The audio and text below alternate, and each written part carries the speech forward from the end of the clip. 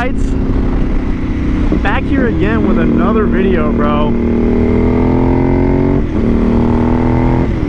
I don't know if y'all noticed, but the SV sounds a little different. You want to know why that is? Oh! I don't know if you can see it. I might have to pull over. Look at that! eBay slip-on, bitch!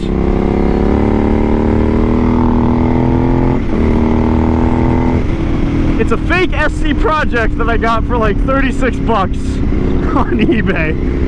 But my exhaust actually has some back pressure now. It's got a sick honeycomb design, looks pretty legit. And most important of all, it's quieter. Oh my god, it's quieter in the lower RPM.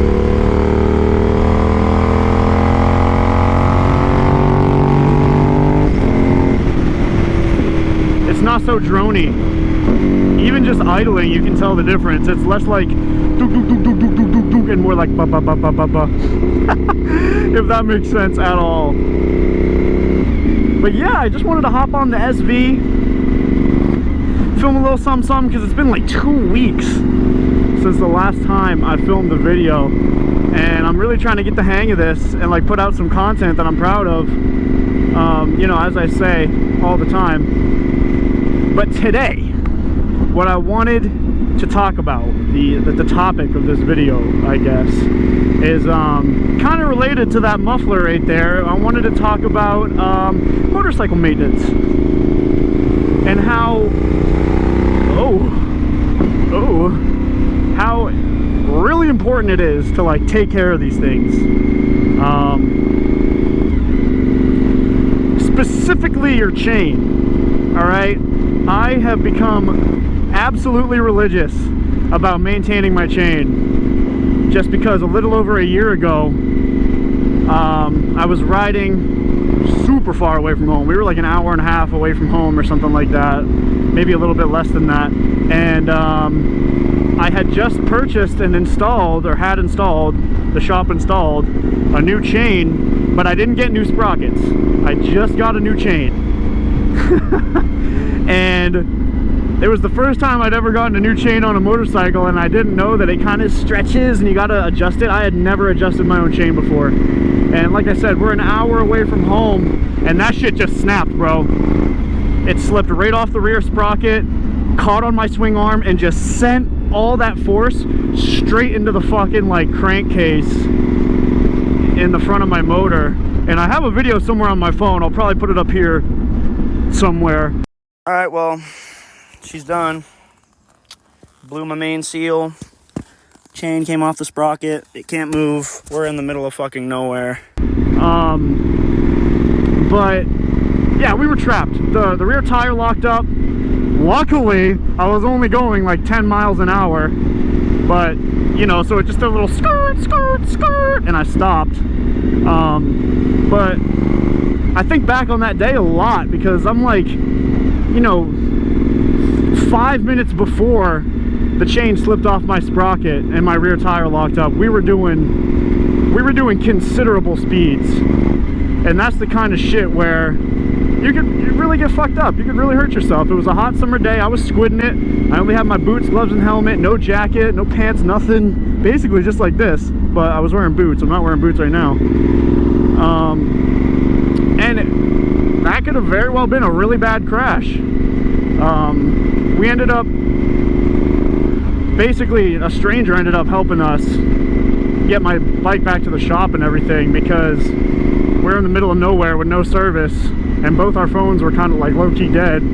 Couldn't call for help, and the bike was not moving.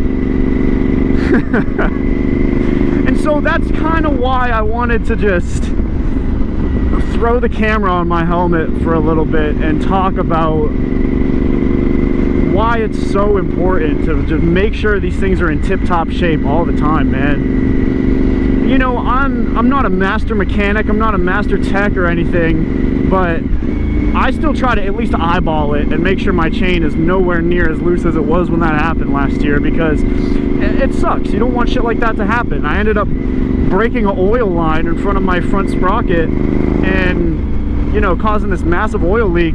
and it was a big old thing. I had to get this super exclusive part from fucking Kawasaki and stuff, and I fucking scratched the crankcase a little bit, so they had to JB weld it back together. And you know, it's like, that shit sucks.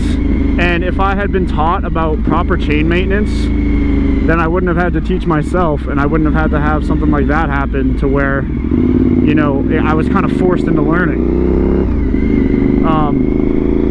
So yes, clean your chain, lube your chain, make sure your tension is good. If you don't know how to adjust your own chain, do not ride your bike until you know how to do that. I don't know how, but my first bike, my GS500, again, I'll try to put up a picture. My GS500, I never touched the chain one time. And I rode that bike probably like 7,000 miles. I never lubed it, never cleaned it, never adjusted it, and it kind of just like went.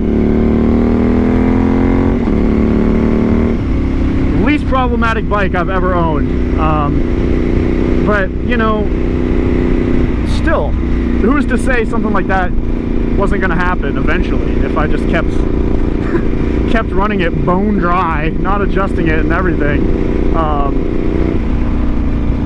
So yeah, it's important to take care of this shit, because even something as simple as forgetting to adjust my chain or forgetting to lube my chain, and I could have died that day. I could have gotten in a real bad accident. And that doesn't just go for your chain, you know? It goes for your whole bike. You know, we learned all this shit in the MSF course for a reason. Making sure your oil level's good, making sure, you know, you don't have any leaks, making sure tire pressures are set correctly. Like, all this stuff to ensure our safety. So some mechanical fault doesn't happen while we're riding, and that's the reason we go down. That was almost the first time I've ever been down, and it was to a mechanical failure, but mainly an operator error, you know? I want to get around you.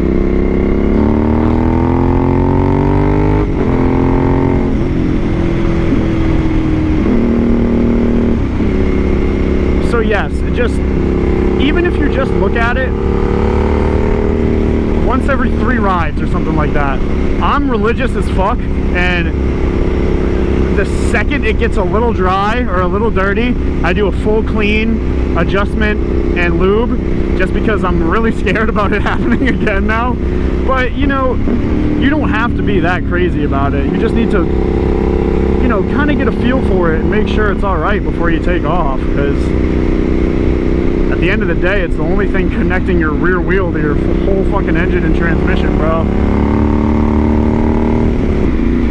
And even if you don't know how to do all that stuff, I'm sure some local shop or something would be willing to, you know, just pop your bike in for a couple minutes and just have someone adjust the chain. It can be a little bit tricky sometimes with like used parts and stuff like that, but once you get the hang of it, there's absolutely no reason you shouldn't be doing it at least every like 3 to 5 rides.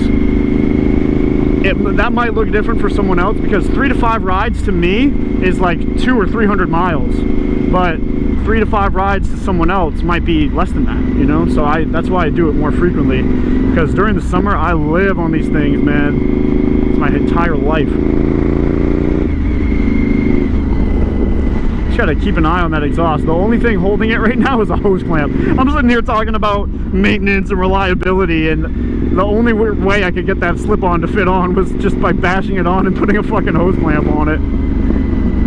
It sounds good though. It's burbling, bro. Nice.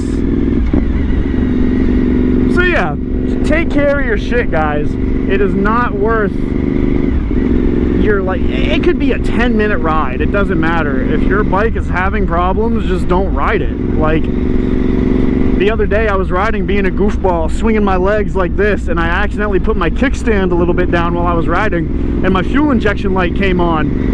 Immediately went home, diagnosed it. Because it was just my kickstand this time, but next time it could be a bigger problem. Throttle position sensor, fuel pump, fuel pressure regulator, if that's even a thing on motorcycles. I think it is. It has to be, right? If it's fuel injected, it has to be a thing. But yeah, it's like all that stuff is just just got to stay on top of it, man, if you want to be able to enjoy this hobby safely. Newer bikes, I feel like you don't have to worry so much, but you should still be, at the very minimum, checking your fucking chain, checking your fluids, and making sure you're good. So yeah.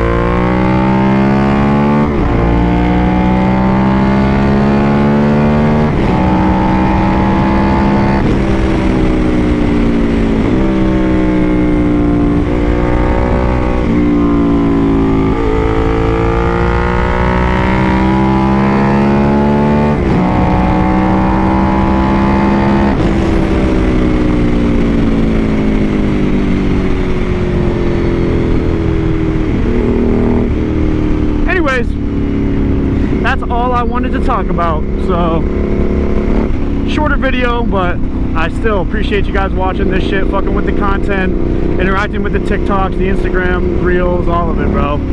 So thank y'all so much. I love you.